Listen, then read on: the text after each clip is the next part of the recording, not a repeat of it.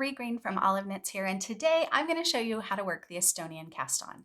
This is a great cast on if you want a little bit of elasticity to your edge. So if you're working socks top down and you need a little more stretch around the cuff, or for a beanie, this works really, really well, and it just gives you that little bit of extra stretch. So to start, you're going to double over your yarn the same way that you would do for a long tail cast on. So kind of estimate your yarn. I've heard a lot of different ways to do this, and I confess I have yet to get it perfectly right every time, but I always figure better a little more yarn when doubling up than having not enough, right? There's nothing worse than running out of yarn while you're trying to cast on. So if you're familiar with a long tail cast on, this is going to look really familiar. There's just one little variation. If you've never done a long tail cast on, then this is probably all going to feel really new for you. So I've doubled over the yarn, given myself, I don't know, not quite 2 feet, maybe 18 inches of doubling over. And I'm going to create a slip knot here in the center of where I've doubled it over. And that's pretty standard for starting most cast-ons, so nothing too crazy yet. And now I'm going to tighten that slip knot around my needle. I'm only going to use one needle for this cast on. And I am going to create some tension by grabbing the two strands with my fingers here and taking my two fingers here in front, my finger and my thumb, and I'm going to create a V. Now this is where we begin, just like a long tail cast on, so this part will look familiar if you've done that before. Take the tip of your right needle, and I want you to notice, see how the yarn is crossing over my thumb like that? That's really important because there's going to be two variations, and one of them has the crossover and one doesn't. So this first stitch that we're going to create, we're going to take the tip of our right needle, go under the strand that's on the outside of my thumb here, and then over the yarn and pull it tight. Okay, now if we were continuing in the long tail, we'd go right back to that same formation, but here's where that variation kicks in. Every other stitch, we're going to drop our thumb and reposition it. So now notice there's no crossover around my thumb.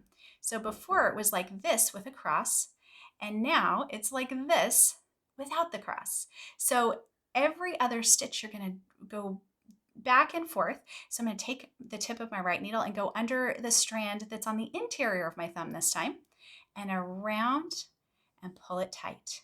Now I'm going to go back to the original. So the original was like a long tail cast on, and then drop my thumb, go under the interior of the strand, grab the yarn, pull it tight. I'm keeping that tension down here with my fingers, keeping that V formation. Now, if you stop partway through or you've lost count and you can't remember where you are, notice, so this first stitch kind of is an outlier because it was done differently.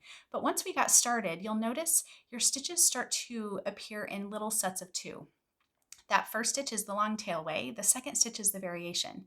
So if you're looking at your right needle and trying to figure out which one is next, that's how you know. So you can see I've got my little partner set of two there. So I'm going back to the start with the one that's like the regular long tail. So underneath, grab it and pull it tight, then drop my thumb, reposition it so it's not crossed, take the tip of my right needle, and now we're going under that interior, pull it tight. So we've completed another double formation. So that is all there is to it.